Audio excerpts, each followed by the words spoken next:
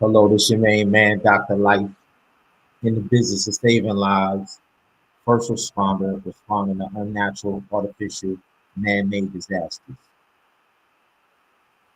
My wife, Dr. Kenisha Life, myself, Dr. Life, and all of my children, we're creating a very special group to give you access to very special coaching from Dr. Eric Thomas, Dr. E.T. the Hip Hop Preacher. It's called the Top Flight Assessment. Extreme execution.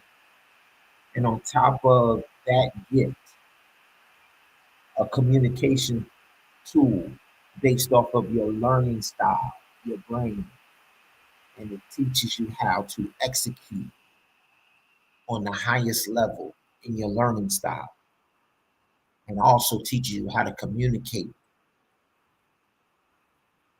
effectively with your family members, on your job, in your business, whatever.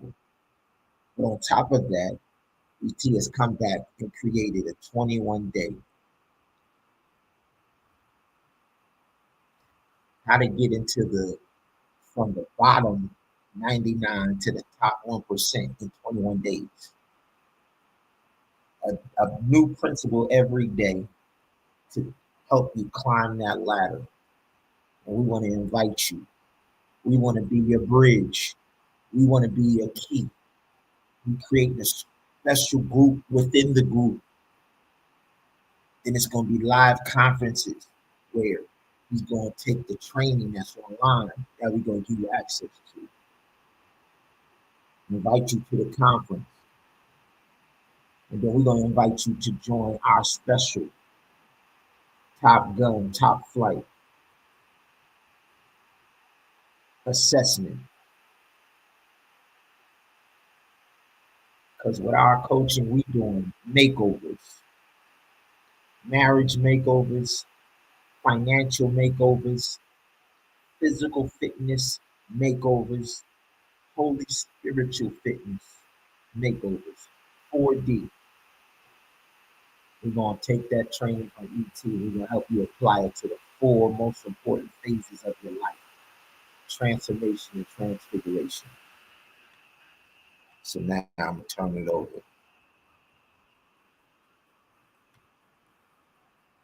to ET.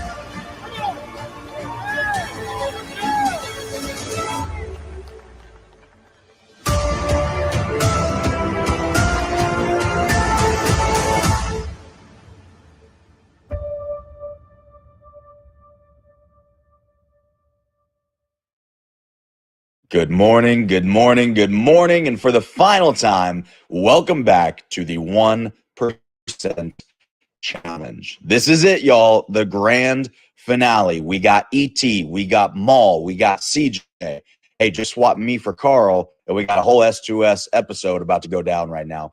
We have your questions that you submitted to us ready to go. But before we dive in, y'all know I got to give you a quick story just one last time. Now, you heard ET say it. When you put you together, your world comes together. But here's the catch, though.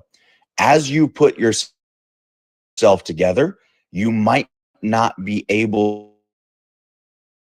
to see what your world will look like when it as you're putting yourself together. It might be the case that you have absolutely no clue whatsoever what your world will look like when it does eventually come together. And this is why we have to trust the process and walk by faith, not by sight, because God will give you the inspiration. He'll give you a vision of some kind, but he won't always show you the specifics. And he's definitely not going to show you how it's going to happen, because that would remove the necessity of faith. I promise y'all, you've heard my story. When I was getting cut from the team every single year at Michigan, but still pouring into my development, still reading books, still getting up early, still training, still being the first one in the gym and the last one out, even though I was getting no reward for it.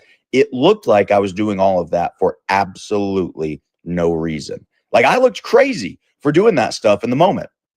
I had no idea that God was going to lead me to get introduced to ET, that he was preparing me to have something of value and substance to say when he eventually put me on stage one day, that season of my life would allow me to empathize with and help more people, right? As I was putting myself together, I had no clue what my world was going to look like. I was putting my world together in the process, but it didn't always feel like it. And I didn't always see it until after the work had already been completed. Ladies and gentlemen, all I want to tell you this morning is that the process works even when it looks like it isn't. And just in case you needed one more testimony to walk out that scriptural guidance in your life and to truly walk by faith, not by sight, this is your sign. All right? Trust the process. ET, for the final time in the 1% challenge, take it away, sir. Yo, what's up? What's up? What's up? It's your boy ET. It's the 1% challenge. B, it's the last day, B. Last one, best one. Nah, this is the last one. All right, listen to me. Before we hit that tree. Okay, and I should say this. I'm sorry. It's the last day for the 21-day challenge, but we're doing an encore. All right, we coming back. So many of y'all was like, I'll be good to you. Good to you. You said he is good to me. So we're going to come back December 8th. We're going to do an encore. I ain't going to tell you for how long, but we are going to come back for an encore. I promise you it's going to be at least a week. But we're going to come back for an encore. And we're going to remember what I told you. This is not an event. This is not a conference. This is a 1% men's solution, a 1% woman's solution, a 1% family solution. Does that make sense? We're not trying to hype you up. We're not trying to motivate you. And for a lot of you, I feel like that's what we own. That's why I'm coming back for the encore, because I want to make sure, we get a little bit more technical with some of you, because some of you getting it. I see it. You processing it, right? But others, you're still just listening into it in the gym, right? Some of you just on your commute listening, right? And I'm not mad at you for doing it that way, but it's ending right there. Like, you're not coming back and flushing it out. So we going even today, we're going to do this a little bit, like not just Q&A. We're going to give you the rationale. Like, we're going to show y'all the mindset of the 1% and how we do it, right? So, yep, we're going to answer your question, but we're going to show you our mindset. Like, why did we choose to do it this way? All right, so before we go there, I got to give it to you. James 1:5-8. I got to give it to you. We're going to, one of them, look, man, y'all, man, my daughter grown, Ma. My daughter grown, Ma. I'm talking about grown. And we were talking today, Ma, and I said to Jada, I said, okay, I read John Maxwell's book, and he was talking about being a better listener. And I was just like, okay, I have a problem, though, listening to okay, can I say it this way, Brandon? I have a problem sometimes listening to the 1%. Does that make sense? I just have a problem sometimes listening to the 1%ers. I'm sorry, the 99%ers. I do. I'm like, literally, sometimes I just have a problem listening to the 99%ers, bro. It's just like, I can't listen to that. And so my daughter said to me, she said, Dad, you have a problem listening to the 99 percenters because you're so worried about the outcome that sometimes you miss the process. Okay, I want to make sure y'all caught that. Want to make sure you caught that. That's a mindset thing. Jada was like, yo, Dad, don't get so caught up on just the outcome of winning and making it happen that you forget the process. So sometimes it's just listening to people. You feel me? It's just listening to people. And it's the you know what I'm saying? Like it's the process, Dad. So I'm like, okay, I got you. So I want y'all to know we're gonna come with the 1% mindset to help you guys to clearly understand. So real quick, James 1:5-8. If any of you lack wisdom, remember I told you, you got to come with your stuff. Like, what are you bringing before God? Right? What are you bringing before God? What's the challenge? What's the issue? If any of you lack wisdom, you should ask God, who gives generously to all without finding fault, and it will be given to you. But when you ask, you must believe and not doubt, because the one who doubts is like a wave of the sea, blown and tossed by the wind. That person shall not expect. Such a person is a double-minded man. It is unstable in all their ways. All right. So remember, I told you, you got to do two things. One, you got to ask in faith. Maul know all about that word. You can't just go to God asking. You got to ask in faith. And then number two, he's going to give you wisdom. You do exactly what he tells you to do. So when I talked about my crib in Cali, I had a conversation with Maul. Maul's like, here's what you need to buy. This is what you need to do. And let me just tell y'all, over 100% blessings sense in terms of equity, over 100%. You hear me?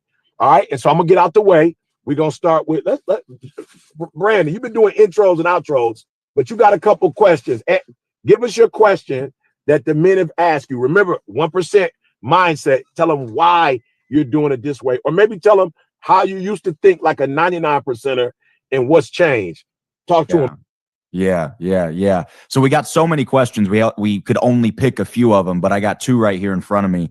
And the first one that really stood out to me was, how can I become a better two-man as a grounds crew and become the best two-man I can possibly be for my pilot?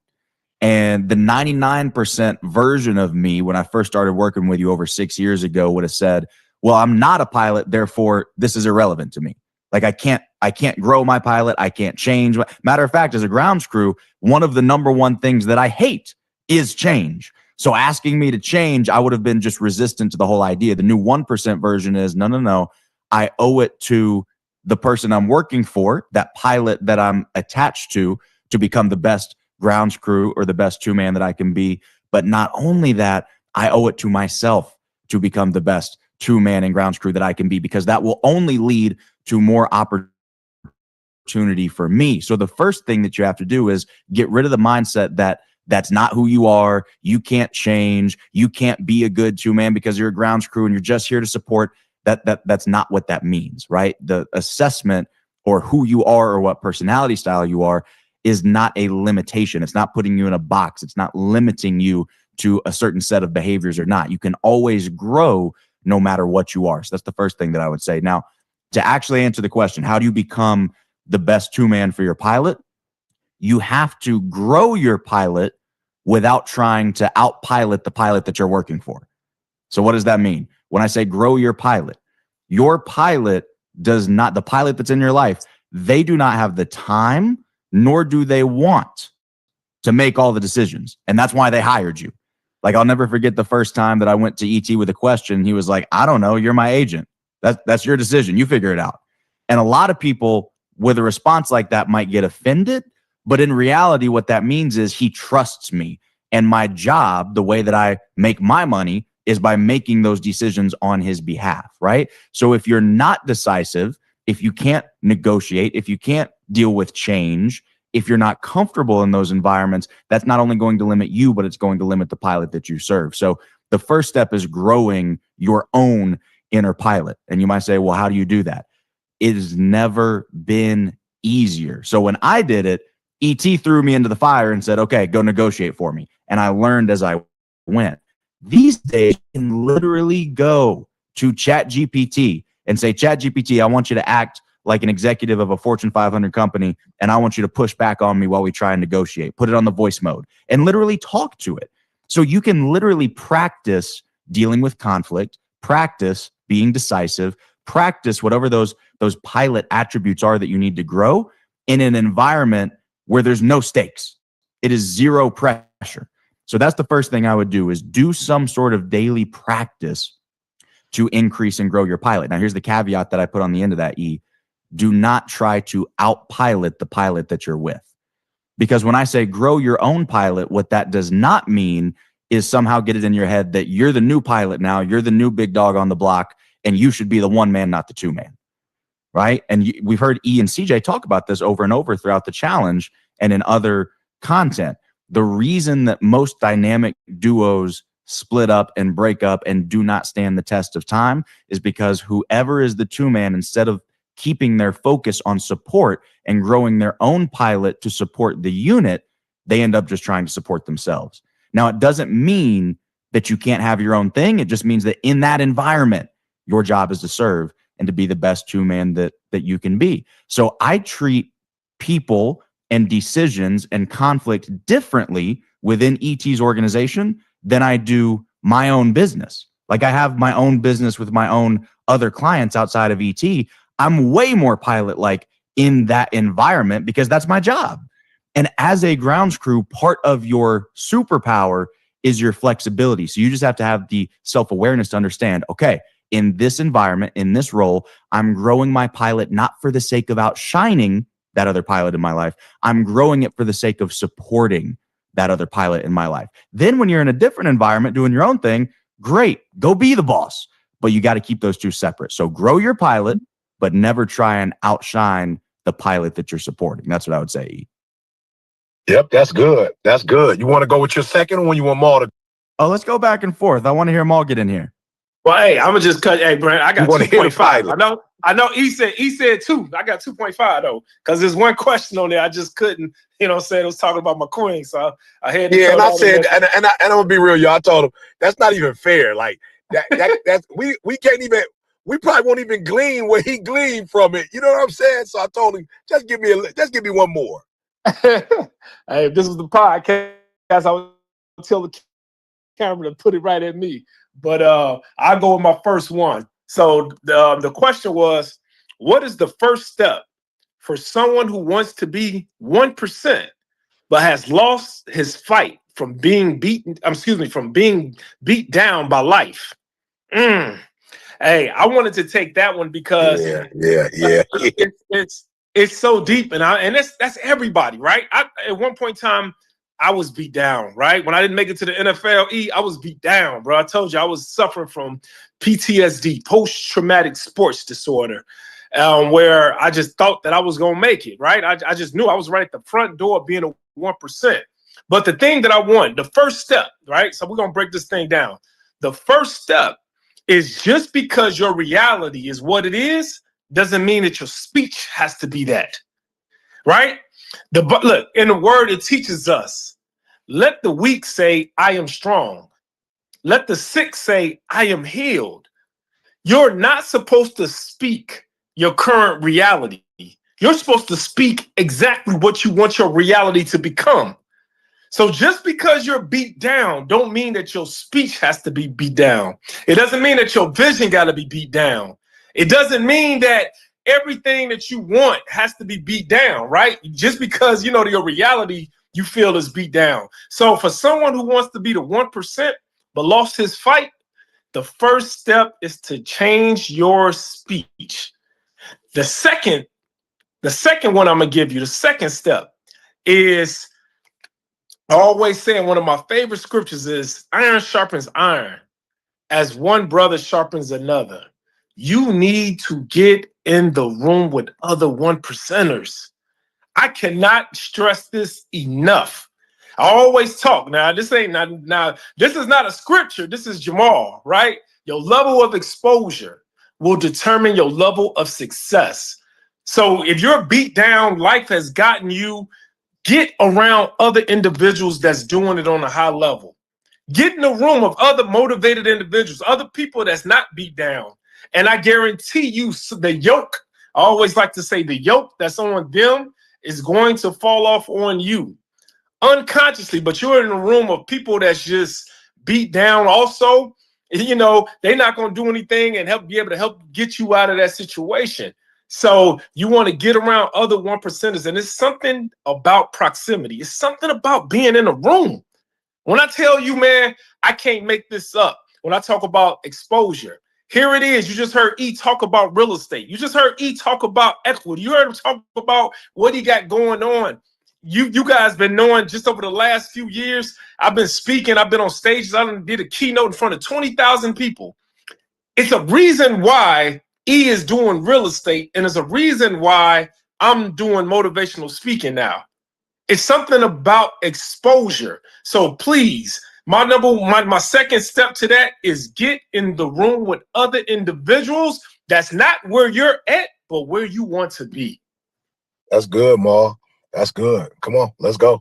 Let's go with it. Give me the 0.5, and then Brandon, you take back over. Give me the 0.5 one. Well, I didn't do my second question. You want me to go to 0.5 or you want to go to the second? I want you to go to 0.5, and then we'll go to Brandon and come back with the question that can help us. Okay, cool. So 0.5 right now. All right, now come on. All right, 0.5. How did you know your wife was the one for you? Shucky, quack, quack. I'm gonna have to get a short answer because if I go, if you go long, it might be that turn into a podcast. It might go into a podcast, bro. But as y'all know, I've been blessed to find my wife at an early age. I've been with Camille ever since I was 16 years old, and I can tell you that when we were in college, and I could just give you a couple of examples. I remember I broke my right wrist in a football game, and I used to wait to the last minute to do my papers. And Camille, she was there at school with me, and she knew that, she knew what I was trying to do in life. And I remember breaking my arm, and I had to have a paper that was due on Monday. My football game was a Saturday night game. And on Sunday, I'll never forget. I mean, Camille was looking at me and she was like, "Are you going to do your paper? This paper is like a big percentage of your grade." And I remember just being defeated. I remember just saying, man, my arm is broke. We lost the football game. I didn't have a great game. I remember just being down and out. And I remember, man, how she was just pouring into me. It was something that felt familiar, but it was something that I was not used to. And she was pouring into me. I was broken. I couldn't write. I couldn't type. Man, she went, not only she typed my paper, she wrote my paper, typed my paper. And then the next day, she went and got me breakfast. My head is sitting there, man, on the table when I woke up, bro. And with a paper it was a 20-page paper that was typed out, bro. And I just was like, man, what? And she put in there and she wrote on that paper, on the first page of that paper, "I believe in you." Bruh, what kind of love is that? When somebody just cares that much about the things that you got going on in life. And so I was always, in church with my family. But then I remember coming home for Christmas break. I was 18 years old. And while my boys, the girls they were dating was inviting them to the club, she invited me to church. And I remember just being there at church with her and her family, and I never said this. I don't even think you ever known this. I got saved at Camille's church when I was 18 years old. I got saved. I never heard that before. Yeah, I got saved at Camille's church at 18 years old with her mother and her two sisters. And I was there at their church service, at their family church. And it was just that they all, man, and her mom and her sisters and Camille, man, they all put me in the middle of them, bro. And they always just praying for me, dog. And I just like, man, what is this? It was just a different kind of, and they were just telling me, man, that I'm gonna be a mighty man of God. On that same, and then this is my last one. Then a year later, or 2 years later, I was on my 21st birthday. Another football game. I got hit so hard in my stomach went up into my esophagus. And they had to go in and do emergency surgery and take my stomach out. Camille's grandmother, it was literally on June 22nd, on my 21st birthday. Her grandmother came to my parents' house after the surgery. And I'll never forget, man, I had balloons up there. I was just sitting there and couldn't move, couldn't eat, couldn't do anything. And her grandma literally, bro, went and had some blessed oil. And she sat there the whole time while I was in pain in my room. And she was just rubbing oil on me and praying over my body and praying over me. It was unreal, bro. All the pain left my body, and she was just speaking a word into me and just telling me that I'm gonna be a mighty man of God, and God got a calling over my life. And you and Camille are gonna be a blessing to so many people. Oh, she ain't never lied. Oh, bro. She ain't never lied.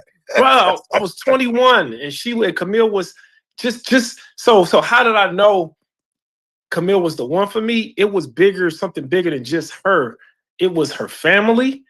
It was just where she came from. It was just how much she poured into me, and the same things that she did back then when she was only 16 years old, 18 years old, is the same thing that she is doing today. And so I knew it, man. I never experienced a love like that before. I've never in my life experienced never knew love like this before. Somebody that cared about, and it was not, what I mean by love, I want y'all to understand, it wasn't about somebody that cared about my physical body. She literally cared about my soul. Oh no, that's it. That's 2. That ain't 2.5. You took that somewhere.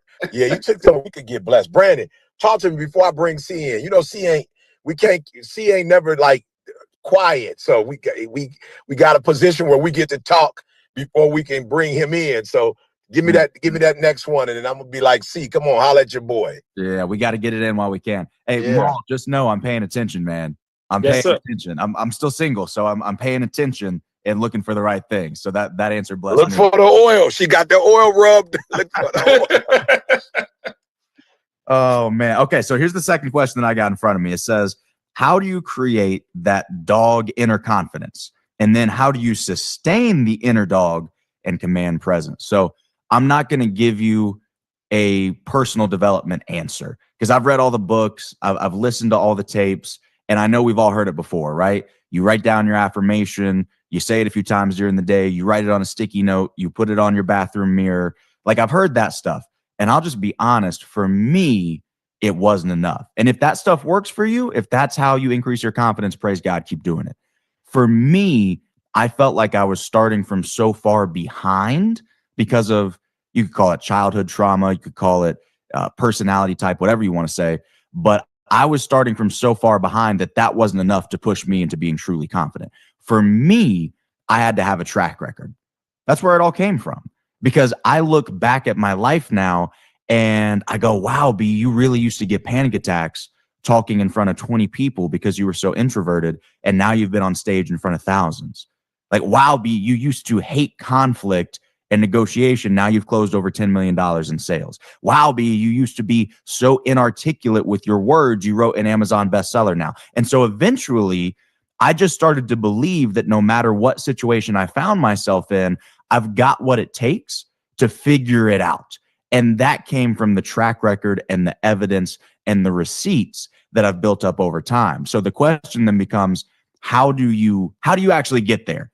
And if you're anything like me, if you're a grounds crew, the reality is you might not be comfortable pushing yourself to the extent where you can build up those receipts and those accolades and that evidence of who you truly are. Because I wasn't. Like, I will be the first to tell you that if ET had not put a microphone in my hand for the first time 6 years ago in Atlanta, in Ponce City Market, for a pro bono gig in front of about 300 people, I would have been the last person that ever would have self-selected and raised my hand and said, I want to be a public speaker. That never would have happened. But because of that, that led to, oh, look what I can push through. Look at the fear I can overcome. Look at the change I can make within myself. So I had to get myself around people who believed in me more than I believed in myself. I had to get myself in an environment around people who were willing to push me harder than I was willing to push myself. And because I got into that environment, the track record and the receipts and the evidence came almost by default. So if you're a true grounds crew, I would just encourage you, don't even try and do it on your own. Like, get around people who will help push you down that path. Now, the second part of that question was, how do you gain the confidence? We just talked about that.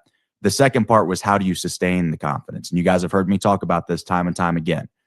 Every day means every day.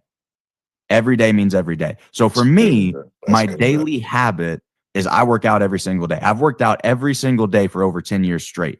Now, sometimes that's a 2-hour, Jamal style workout with 2 trainers in the gym. But sometimes, Jamal, I just got to do 20 push-ups before I go to bed. Sometimes I got to do 20 sit-ups before I go to bed because I'm on the road, I'm traveling, it's 3:00 in the morning. But I promise you, I will not go to sleep without doing something that upholds that standard and checks that box. For me, that's how I sustain the confidence. Because people might ask, okay, how do you know in your heart of hearts that you're consistent? How do you know in your heart of hearts that you're a fighter? How do you know in your heart of hearts that you can do anything you set your mind to? Because I've got 10 years of receipts. And so once you begin to collect the receipts and the evidence and the proof that you are who you say you are and who God told you that you were, now you have to uphold it. And I promise you, if I stopped working out every day, my confidence would take a hit, because I might think that I am who I say I am. I might speak that I am who I say I am. But you can kid a kid, you can fool a fool, you can con a con, but you can't lie to yourself. Yeah, I like that when he said that. Say that again, B. I like that. I like when he said that, Paul. It's fast, too. If you don't do it fast, it doesn't have the same effect. You can kid a kid, you can fool a fool, you can con a con, but you cannot lie to yourself. And so if you're sitting there and you're shouting affirmations in the mirror saying, I'm consistent, I'm powerful, I'm dedicated, I'm committed, and then you let yourself down on a daily basis, your soul will believe part of what you tell it and all of what you show it. So of course you're not going to be confident. Of course you're going to think that you're full of it, because you have not been upholding what you claim to be. So step one, get in the right environment, get around some people that are going to push you, start collecting those receipts and that evidence that you really are greater than maybe even you think that you are. And then step two, find some kind of daily practice that you can anchor yourself to, so that you know without a shadow of a doubt that you are reaffirming your identity on a daily basis. Yeah, that's good, bro. That's good. All right, before C, I'm just going to do this one real quick. How did you build emotional regulation when your triggers come from childhood experiences that you've only now are becoming aware of? I'm going to say this. I want to answer this for the people who they didn't ask this question because they're not at a place where they realize it now. So I'm gonna speak to them and then come back to this. There are those of you who don't know, and I'm telling you, the reason why I'm finally regulating my emotions is because I'm not emotionally driven anymore. I'm data driven now, right? And so what do I mean by that? There were times where my wife might have told me you were as emotional, or my daughter might have been like, Dad, you whatever. And I just was lazy. You know what I'm saying? And when I say lazy, I mean I was killing it in speaking. I was killing it, in the spiritual game. My prayer life, I'm talking about like, I don't even want to say some of the stuff that I've prayed for that God answered and it blocked somebody else. I'm talking about on some crazy stuff. I was like, God, I don't feel it. And God was like, I got you. But I was being lazy with my emotions because it wasn't something that I was trying to be aware of. Meaning, yeah, of course, people were saying things. I saw things. I left home at 16 years old with nowhere to go. In an staying in an abandoned building, eating out trash cans. When my family had money. That's Brandon. That should have been an indicator then that I was emotional. Like I should have put 2 and 2 together. It was like, you'd rather stay outside than stay in a house. You're emotional. You'd rather go without eating and sit at the table and eat like that's emotional. So I want to say, stop being lazy, meaning you're overlooking signs because you don't want to do the work. So they talked about every day means every day. Bro, I don't care what kind of muscles you got. If you have muscles, you didn't get none of them from being lazy. If you have mental muscles, you weren't lazy. If you have physical muscles, you weren't lazy. And I was being lazy emotionally. And so there were signs, and I just didn't want to pay attention to them because I didn't want to do the work. because I didn't want to, like, I'm already in school getting a PhD. I'm already preaching all over the world. I'm already killing it in the motivational game. I'm already the developmental game. I'm already killing it financially. We got to do something else. But that's the mindset of the 99%, y'all. I'm just being real, where you are okay with winning over here and losing over here. And that's the thing I love about Michael Jordan. I just did some work for the Jordan brand in Malibu, 2 days, right? And so they brought the kids in. Maul, I'm like, genius. Before they did the drills, Maul, before they hooped, they had to come to me first and work on their mind. I'm like, yeah. I'm like, okay, now we own to something. And so it's like, at one point in my life, I didn't care if I put up points and I didn't play defense. At one point in my life, I didn't care if I, wasn't a good teammate, as long as I was putting up points. And then I got to a point, I was like, bro, if you got one area that you're losing, it could tear everything down. It's a different mindset, y'all. That's why Maul got the 5 pillars. You got to win in every area, because one crack could tear the whole arm. Bro, just think about it. Goliath just did one thing wrong. He didn't have on a helmet. Bro, it's the smallest part of his whole body. He didn't have on no helmet. But that one area that he left open where David could take a rock and, okay, all right. Anyway, so number 2, after I stopped being lazy, guess what? He said it. I just had to go back to my childhood. And I had to have a conversation with him and say, bruh, apologize. It's okay. Say you sorry. It's okay. Right? So give y'all an example. One of the things I had to apologize for was the way I saw stuff. I saw it negatively. This ain't your real father. Why did your mom lie to you? I was like, bro, I'm going to give you a chance to start all over again. Give your 12-year-old self, your 13-year-old self, tell him you sorry and give him a chance to redo it. And so then I said, you know what? My mother didn't lie. She was trying to protect me. My mother wasn't trying to keep my biological father from me. He didn't want me. She was trying to find somebody who would raise me, who did. So my father, who raised me, he wasn't lying when he gave me his last name. What he was doing was adopting me and saying everything that's mine's is yours when I die. Everything I go to work for is for you. And so it was like, hey, 13-year-old self, you were angry, you were hurt. Makes sense. But let's apologize. And now let's give that 13-year-old an opportunity to do it all over again, to fix his thinking, to fix his perspective. And when I did that, I healed that 13-year-old. I healed that 12-year-old that found out the man that was raising him wasn't his biological father. I gave that kid a chance to take the test over, Brandon. He got a second chance. Take the test over. And when he took the test at 53, he was able to pass that test. So a lot of times, Maul talks about, man, handling your business, but that 12-year-old unfortunately didn't get, in the right, he wasn't in and I say this with all due respect, but my mom was 17 when she got pregnant with me. She's a kid herself. So I didn't necessarily come into, like, that 12-year-old did what he was supposed to do for the 22-year-old, 30-year-old, but being around Maul, hearing Maul talk about the 50-something-year-old was able to go back and talk to the 13-year-old, talk to the 12-year-old, say, bro, it's okay. I know why you did what you did, but we got to switch the game up. We got to make different decisions because we have different information now. Are you with me? And he was like, yeah. And I was like, let's look at it all over again. And we start looking at it all over again. So, all right, Steve, do your thing. I'm going to get out your way, let you do too. And then we're going to do the affirmation. We're going to pray. Let y'all get out here. Remember, this ain't it. This ain't it. We got the encore December 8th. All right. And remember, April is the conference. English shot. More, how you feel about the conference being, the solution, okay, the strategy, the systems event? How you feel about it being in the shot? Let me tell you something. Sunday, I was all